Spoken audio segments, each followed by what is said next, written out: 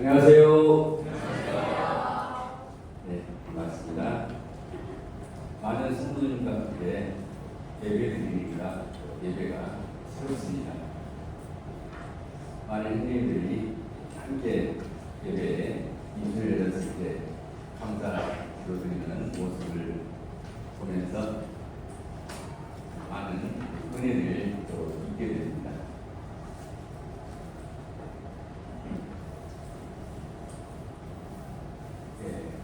오늘 이 시간 비롯해서요, 다음 시간 같죠.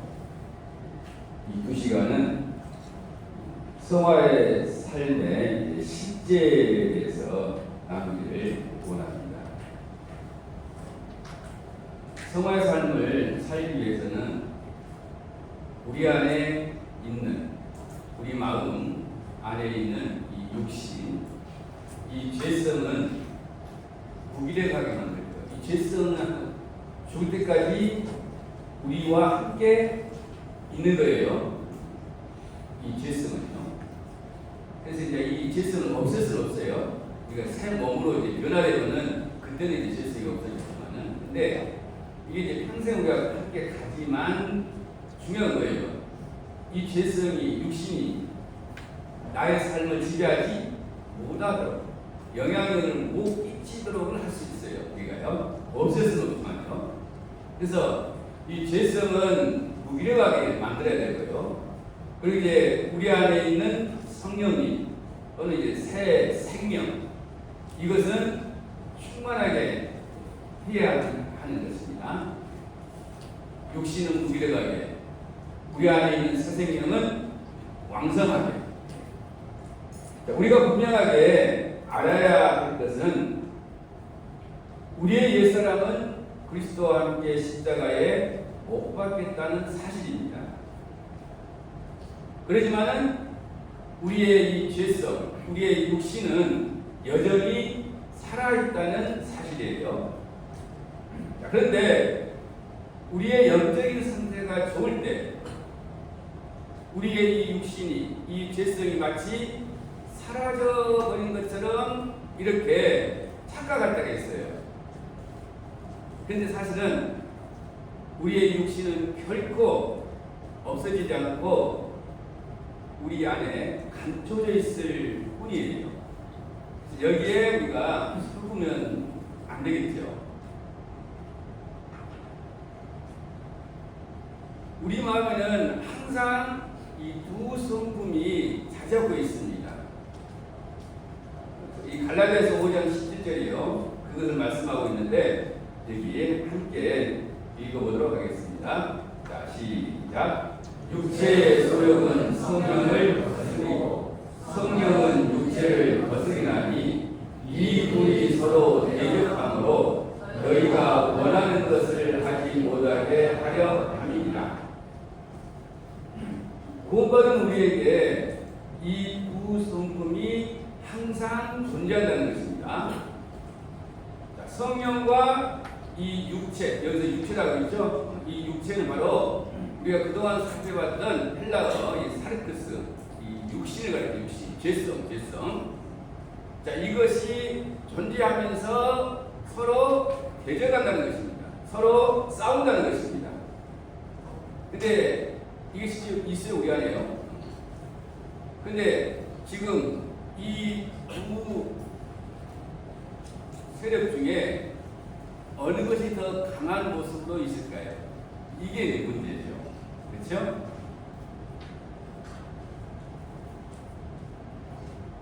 우리가 구원받은 직후에는 성령의 이 영향력보다는 그동안 오랫동안 우리가 지배해왔던, 우리를 지배했던 이 육신의 이 영향력이 더 강하게 나타납니다. 이것은 지난번에 우리 신문 얘기하면서 말씀드렸지만은 이거 오랫동안 여기에 우리가 익숙해져 이거 습관화됐기 때문에 구원받았다고 하셨대요. 우리 육신이 그 순간부터 영향력을 못 끼치는 것이 아니라는 거예요.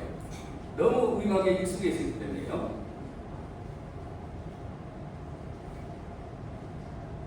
그래서 이것을 이 검은개와 흰개로 이걸 표현할 수 있는데요. 이 검계는 바로 육신, 이 죄성, 옛 성품을 가리키고 있고요. 흰계는 성령 또는 이제 새 생명 또는 새 성품을 가리키고 있습니다. 근데 이 흰계가 검은계를 이길 수 있는 방법이 뭘까요? 그렇죠. 검은계는 거의 그냥 굶기다시피 하고요. 흰계에만 할게요. 계속 먹을 것을, 그것도 아주 맛있는 것을 해요. 계속 먹이는 거예요. 그러면은 그 결과가 어떻게 될까요? 이렇게 바뀔 수가 있죠. 그렇죠? 예. 자, 우리 구원받은 성도들의 이 육신과 성령 또는 옛 성품과 이 새 성품도요, 똑같은 방법으로 이렇게 역전시킬 수가 있다는 것이죠.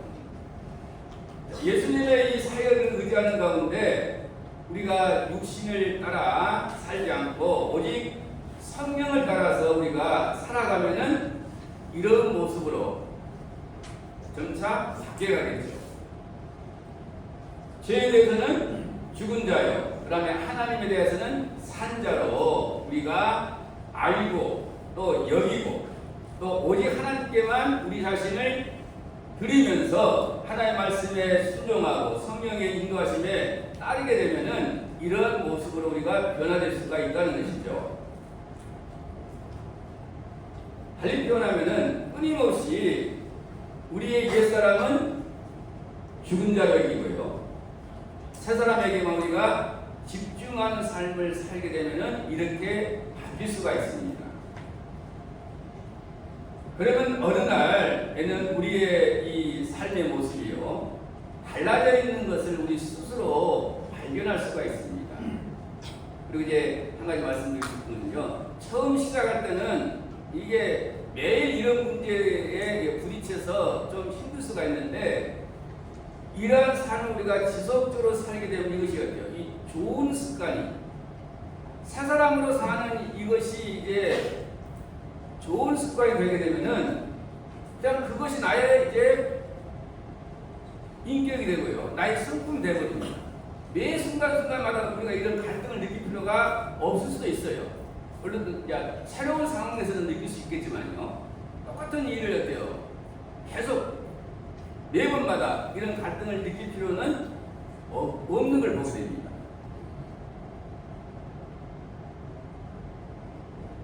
자, 우리의 옛사람은 그리스도와 함께 십자가에 못 박혀서요, 죽은 것이 사실이지만은 우리의 죄성, 우리의 이 육신, 타락한 이 본성, 우리로 하여금 죄짓게 하는 이 우리 마음에 있는 이 악한 이 본성, 이것은 여전히 살아 있습니다. 자, 그런데 우리의 영적인 상태가 좋을 때는 우리의 이 죄성이, 이 육신이 마치 사라져버린 것처럼, 내가 이제 어느 날 천사가 됐네? 뭐 이런 착각에 빠질 수도 있다는 거예요. 근데 사실은 없어진 것은 아니고요, 이 죄성은 잠시 감춰져 있을 뿐이에요.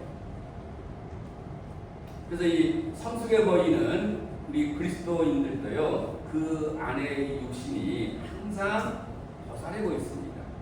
그러다가 어느 한순간에 유혹을 받아서 반응할 때 우리의 이 육신은 순식간에 그 모습을 이게 드러냅니다. 여기 있는 이 뜻이요,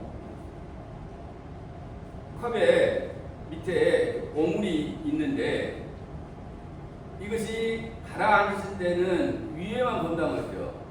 맑은 물인 것은 보이지만은, 그러나 뭔가에 의해서 이것을 흔들어 놓으면은 밑에 가라앉아 있는 오물이 드러나잖아요. 그렇죠? 마치 이런 것과 같습니다.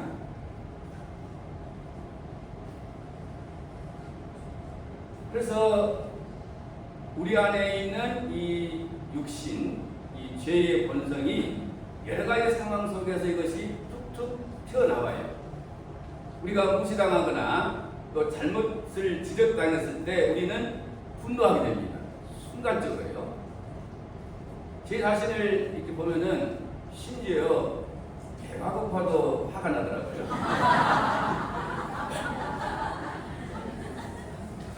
또 멀쩡하다가도요. 옛날에 안 좋은 일이 갑자기 생각나면서 어때요? 또 분노심이 심일 때도 있고요.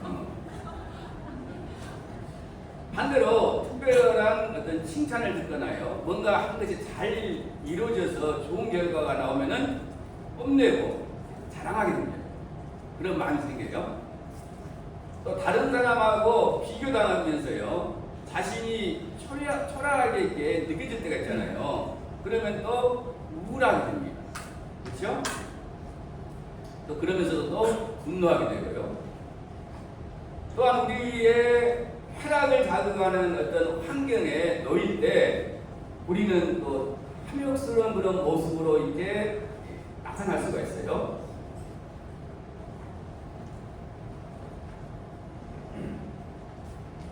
우리가 살다 보면 이제 이런 것이 드러나는데 누가 나에게 가시가 돼서 나의 이 잠자고 있는 숨겨져 있는 이 육신을 자극해서 이것을 드러내느냐 이거예요.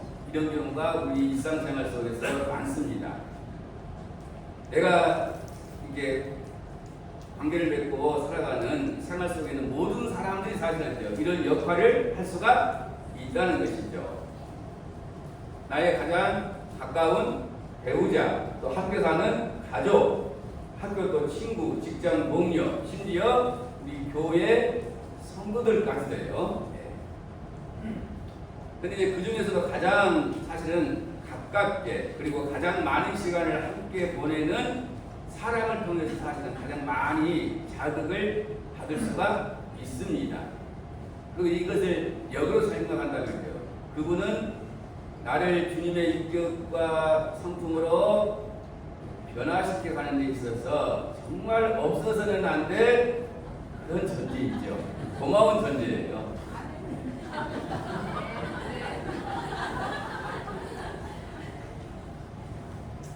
자, 성도의 삶을 살아가기 위해서는요, 이 육신의 지배를 받지 않는 것이 중요합니다. 그래야만이 성령의 지배를 온전히 받을 수가 있어요. 골로새서 3장 5절 말씀을 읽어볼까요? 시작. 그러므로 땅에 있는 지체를 죽이라. 곧 음란과 부정과 사욕과 악한 정욕과 탐심이니 탐심은 무상 숭배라. 여기에 나오는 이 지체는 헬라어로요. 멜레라는 단어인데 이것은 우리의 팔, 다리, 말 그대로 우리의 신체 일부 이것을 가리키고 있어요. 그래서 우리의 이 육신을 의미하는 이 헬라어 셀쿠스와는 구별되는데, 근데 이제 중요한 것은 우리 문맥 속에서 본다면은 우리의 옛 습성을 이것이 의미하기 때문에요. 육신으로 우리가 이것을 이해해도 무방한 그런 경우입니다. 그런데 여기 보니까 이런 이 땅에 있는 지체를 어떻게 하고 말하고 있습니까? 죽이라고 말하고 있죠. 죽이라. 자, 이 죽이라는 이 표현은 또 헬라어 네크로섹트라는 이런 단어인데요. 이것은 어떤 의미가 있냐면은 여기 번역된 대로 죽이다 이런 뜻도 있지만요. 시체로 만들다 이런 의미가 있어요. 시체로 만들다.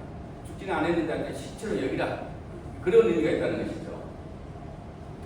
그래서 우리의 이 죄성을, 이 육신을 시체처럼 취급하라는 그런 의미입니다. 육신은 결코 죽었다고 안 죽었다고요? 우리의 죄성은 죽었다고 안 죽었다고요? 안 죽었어요. 근데 그래서 이 육신이 내 안에 분명히 있어요. 있는데 이걸 마치 어때요? 죽은 것처럼 시체처럼 취급하라, 무시하라 이런 의미예요. 그래서 이 죄성이 내 안에서 전혀 힘을 쓰지 못하더라고요. 시체처럼 취급하라. 이 죄성의 영향력을 무기력하게, 힘을 못 쓰게 해요. 무기력하게 하라는 이런 의미입니다.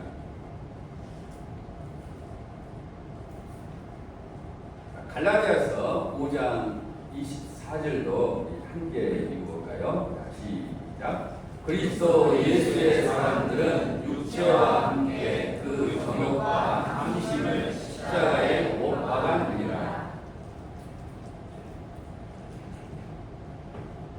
여기 나오는 이 육체는 우리가 그동안 살펴봤던 헬라어 사르크스이에요. 그래서 이것은 말 그대로 우리의 죄성, 우리의 육신을 가리켜요. 여기서 이 육체는요, 우리가 첫 시간에 살펴봤죠. 이것이 육신으로 이렇게 번역되기도 하고 육체로 번역되기도 한다 그랬죠. 예.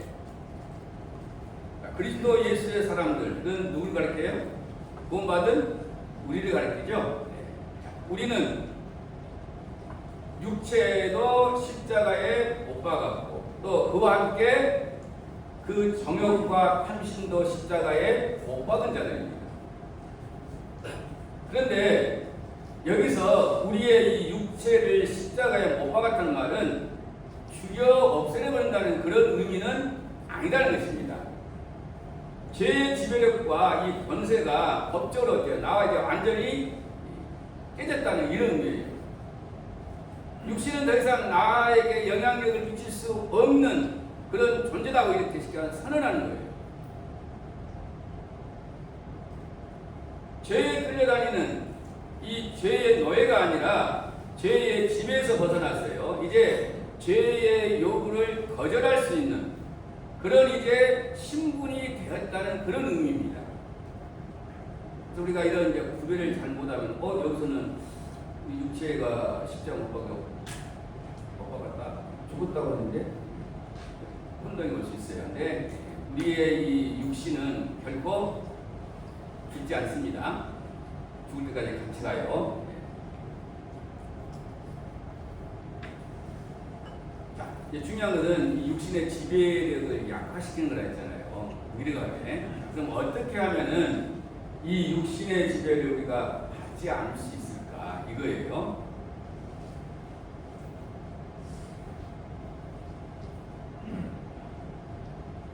주변 사람들 통해서요.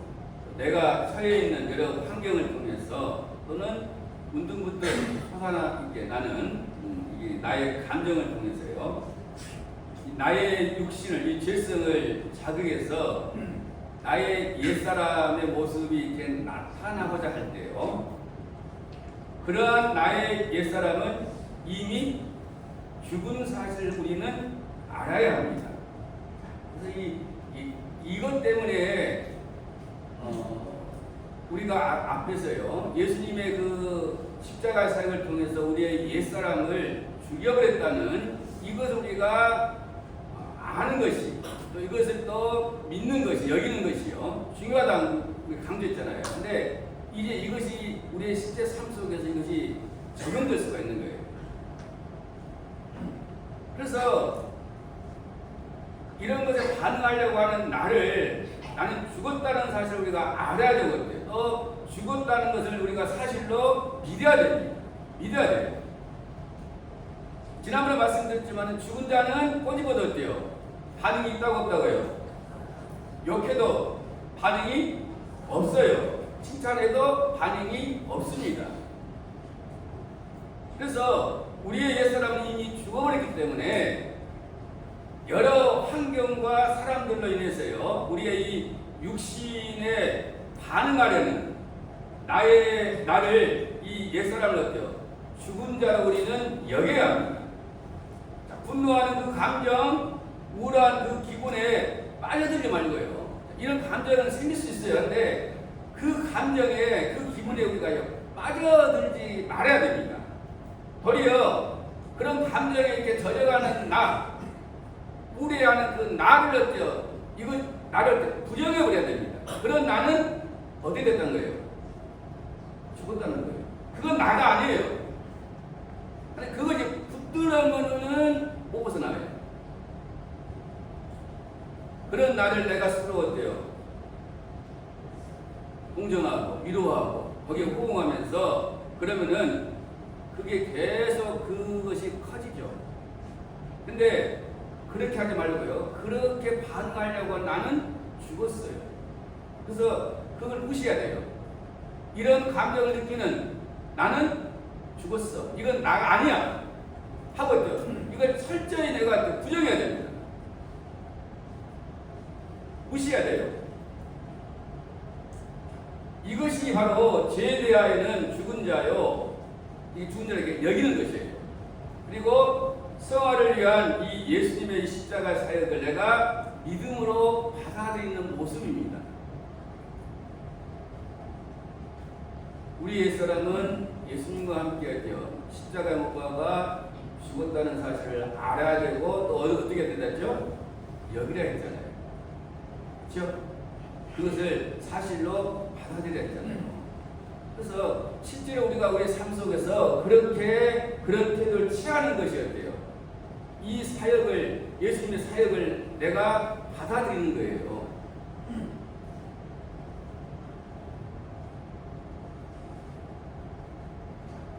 함께 오랫동안 살던 분이 어느 날 갑자기 돌아가시게 되거든요. 마치 그분이 살아있는 것처럼요. 그렇게 헛개비로 보일 때가 있잖아요. 저도 저희 아버님 모시고 이렇게 살다가 저희 아버님이 쓰시던 이제 방에 제가 이제 생활을 딱 이제 돌아가신 후에 하니까 뭔가 뭐 있는 것처럼 그런 착각이 빠지더라고요. 그런데 우리가 이때 어떻게 해야 됩니까? 그런 것을 무시해야 돼요? 아니면 그것에 반응해야 돼요? 무시해야 돼요. 마치 그것이 쉽지 않은 것처럼 우리가 계속 반응하게 되면 어떤 결과가 와요? 심각한 결과가 오죠. 그렇죠? 이와 마찬가지로요. 우리 옛사람에 대해서도 우리는 동일한 태도를 취해야 한다는 것이죠. 옛사람으로 우리가 반응해버린 그 자체는 우리가 유혹이 왔을 때 옛사람의 모습을 이렇게 반응한 거, 이렇게 행동해버린 것은 어때요? 이것은 분명히 우리가 심각하게 여겨야 돼요. 이걸 아닌데 하면서 우리가 심각하게 여겨야 됩니다. 나 옛사람 죽었으니까 뭐 이건 상관없어. 이게 가면 이건 약간 좀 구원파처럼 될 수 있어요. 일단 우리가 이렇게 실패한 것은 심각하게 여기면서도요. 그래서 이렇게 반복하지 않아야 하지만 옛사람의 그 존재 자체는 어떻게 해야 돼요? 철저히 무시해야 돼요. 그 헛개비를 우리가 무시해야 되지. 그 헛개비가 마치 돌아가신 아버지처럼 그렇게 생각하면서 계속 거기에 집착하게 되면 어때요? 심각하게 되잖아요. 그렇죠? 그래서 철저하게 우리 삶 속에서 이 옛사람의 모습이 나타나고 할 때 그걸 무시해야 돼요. 왜냐하면 우리 옛사람은 죽었기 때문에요. 그래서 우리가 그런 태도를 취할 때 우리는 이제 더 이상 이러한 옛사람으로 우리가 살지 않게 되는 것이 이제 점차 내 삶 속에서 이제 나타나게 됩니다. 나타나게 돼요. 그래서 예수님의 이 사역을 우리가 의지하는 것이 성화의 삶에 있어서 정말 중요한 것입니다. 이 예수님의 사역을 의지하지 않으면은 그 생각이 계속 빠져가고 그런 감정, 그런 기분, 그런 나에 빠져가거든요. 그래서 그걸 키워갈 수 있어요.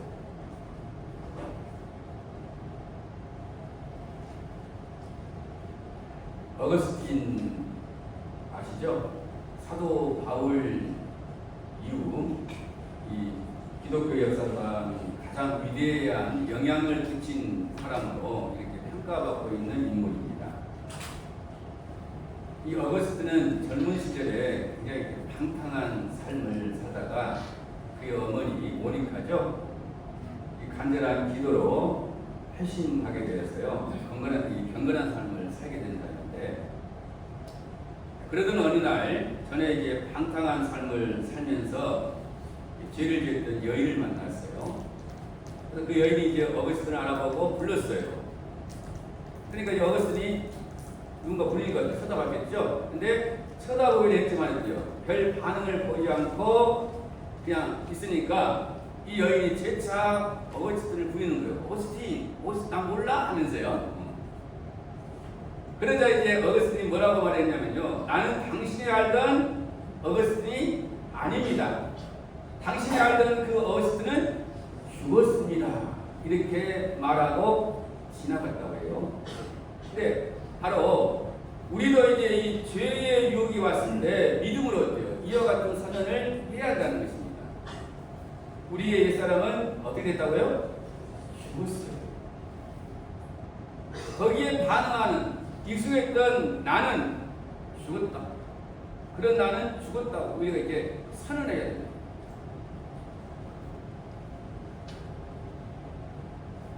이게 반대로요. 그러면 새 성품을 드러내는 방법은 무엇일까요?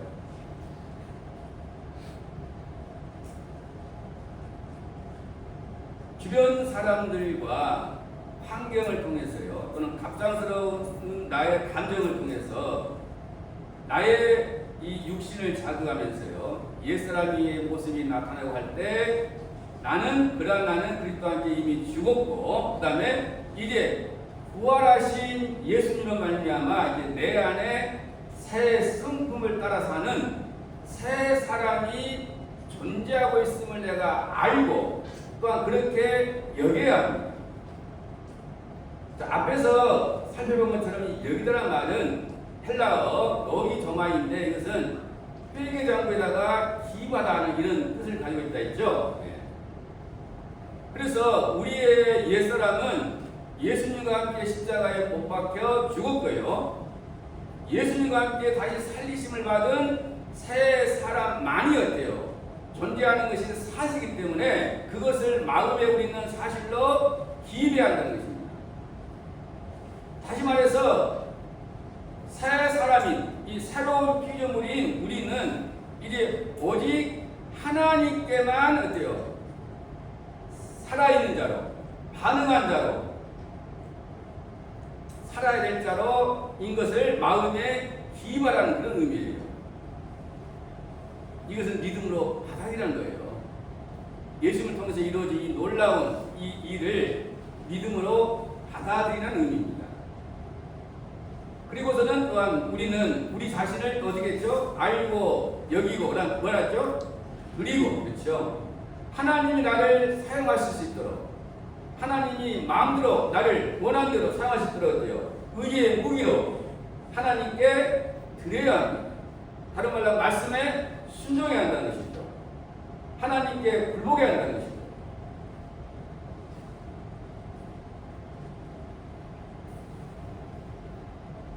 조개에서 진주가 나오는 거 다들 잘 알고 있죠?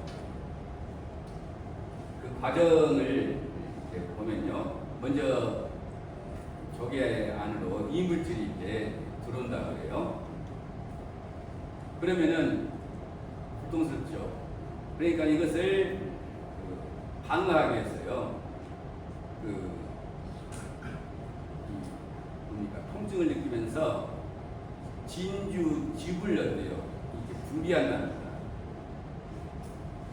그러면 이제 이것이 계속 분비하면서 시간이 이제 축적되면서요.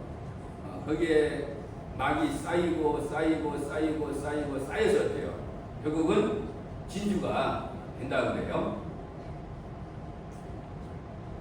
고난과 우리가 어려운 그런 환경을 통해서 우리의 육신이 드러나고자 할 때요. 우리는 죄에 대해서는 죽은 자요. 그리스도 예수 안에서 하나님께 대하여는 산 자로 여겨야 합니다. 믿음으로 반응해야 하는 거예요. 그럴 때마다.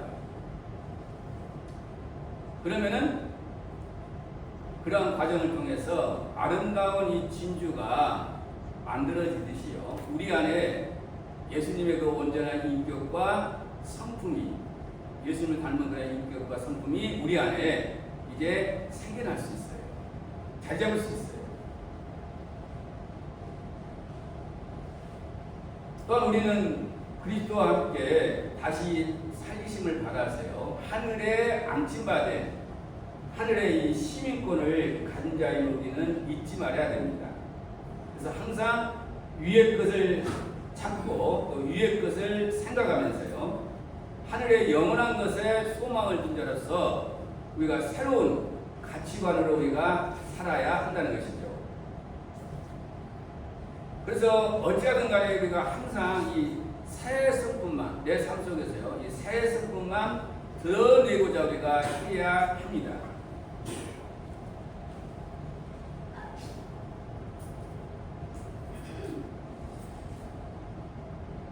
근데 이제 제가 중간중간 좀 그런 걸 했지만요.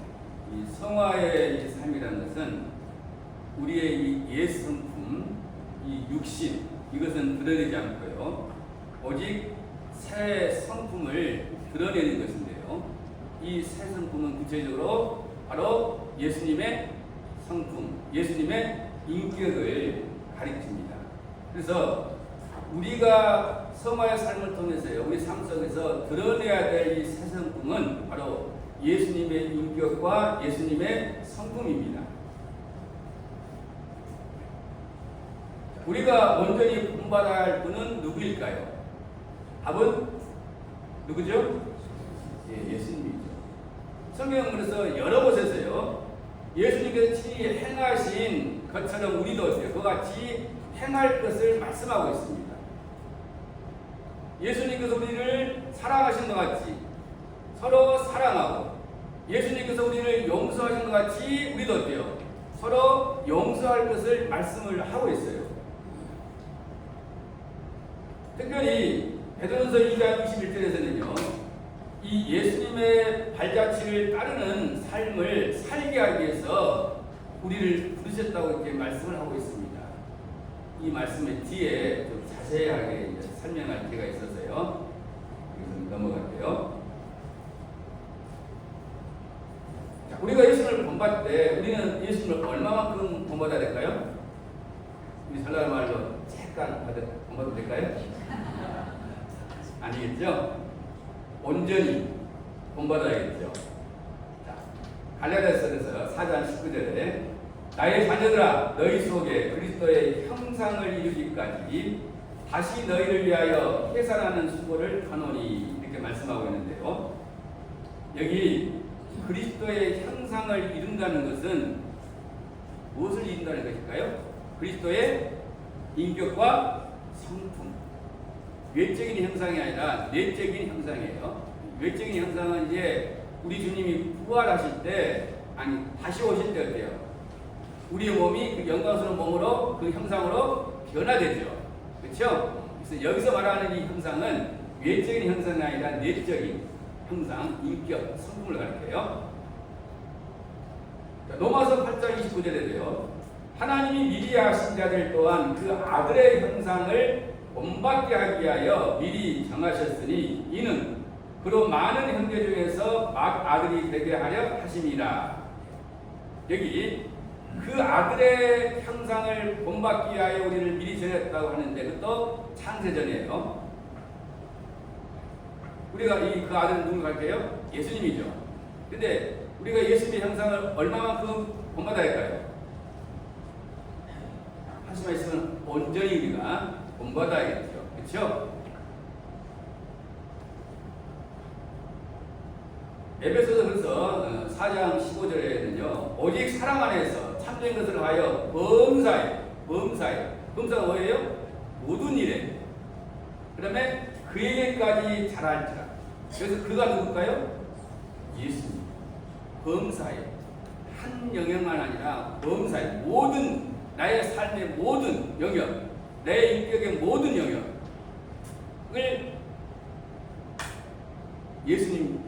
예수님에게까지 잘하게 한다는 것이죠. 예수님의 온전한 모습, 예수님의 온전한 인격과 성품에까지 닮아간다는 것이죠. 그리고 이제 골로새서 1장 28절에는요.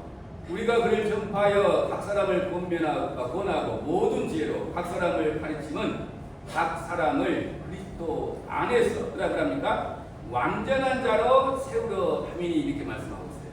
완전한 자예요. 완전한 자. 목표는 여기까지입니다.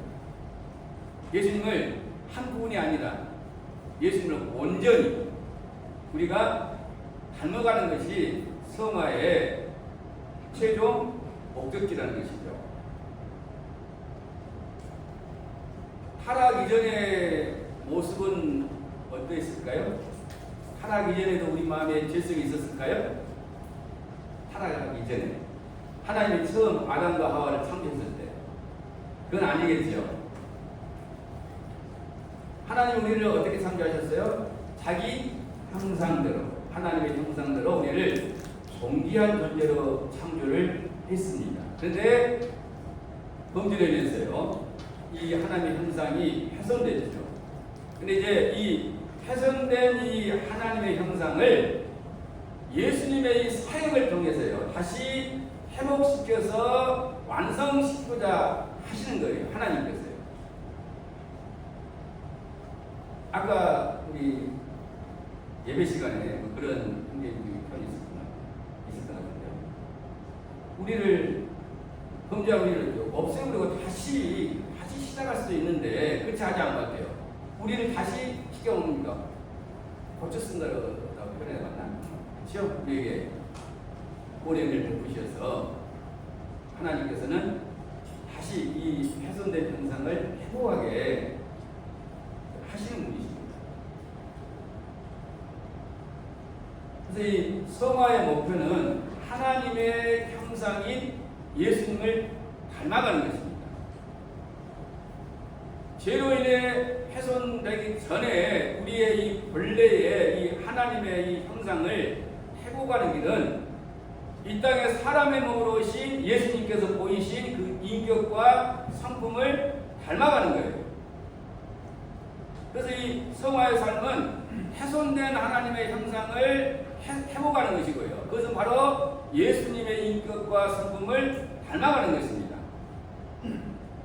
고린도서 1장 15절에 뭐라고 말씀하고 있냐면요, 우리 예수를 가리켜서요, 그는 보이지 아니하는 하나님의 형상이라고 말씀하고 있습니다.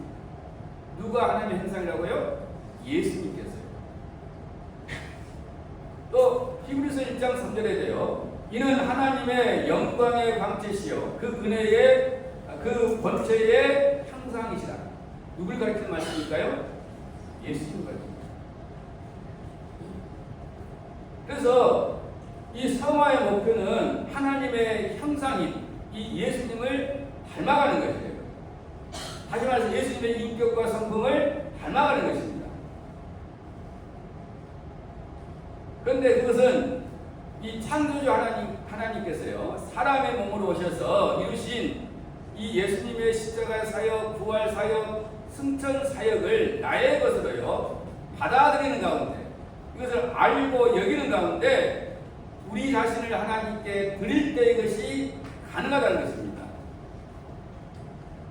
예수님의 사역을 나의 것으로 온전히 받아들였어요. 우리 자신을 하나님께 드릴 때 우리의 인격과 성품이 누구의 인격과 성품으로 바뀔까요?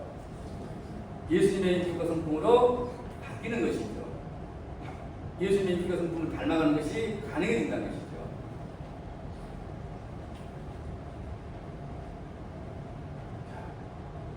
예수님의 이 인격과 성품을 닮아가는 것이 왜 중요한가? 왜 우리가 이거 본받아갖고 이걸 정말 꼭 실수해야 되느냐? 이런 생각을 우리가 해볼 수 있는데요.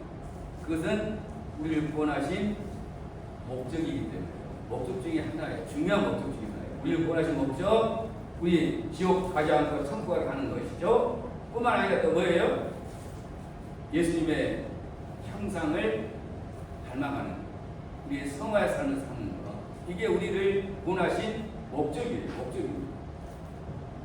그래서 여기 로마서 8장 29절에 여러 번 인용한 말씀인데요. 하나님이 미리 아신 자들 또한 그 아들의 형상을 본받게 하기 위하여 미리 정하셨으니,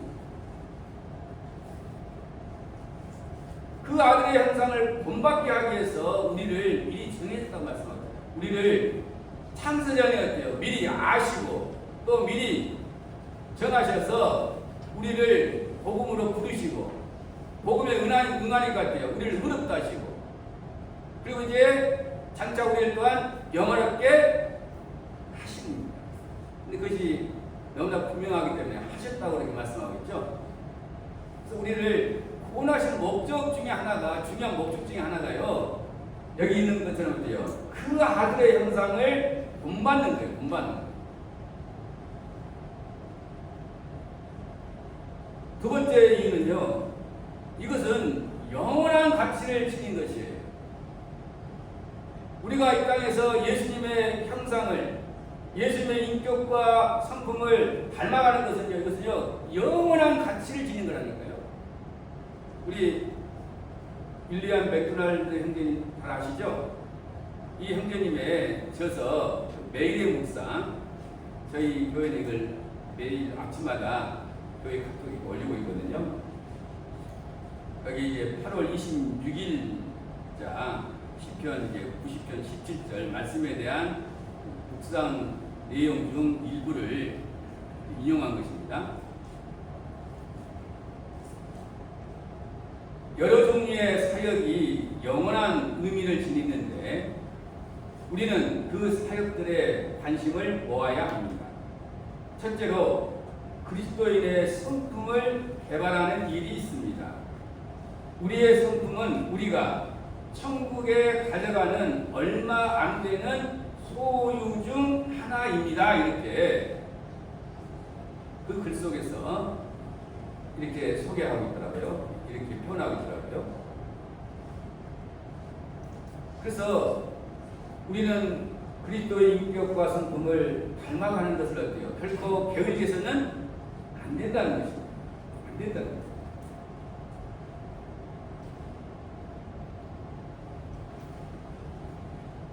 오늘 시간은 오늘 짧게 끝났네요.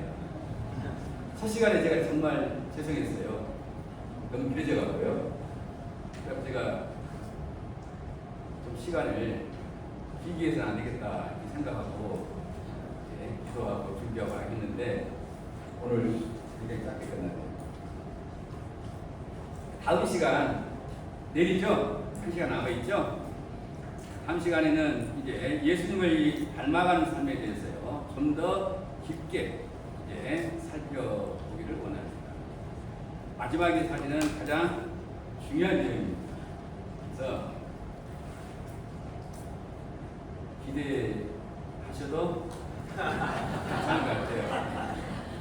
제가 잘하지 않으나 주님이 아마 그렇게 역사하시라는 그 믿음이 있어요. 다음 시간에 마지막 시간 함께 나누도록 하겠습니다.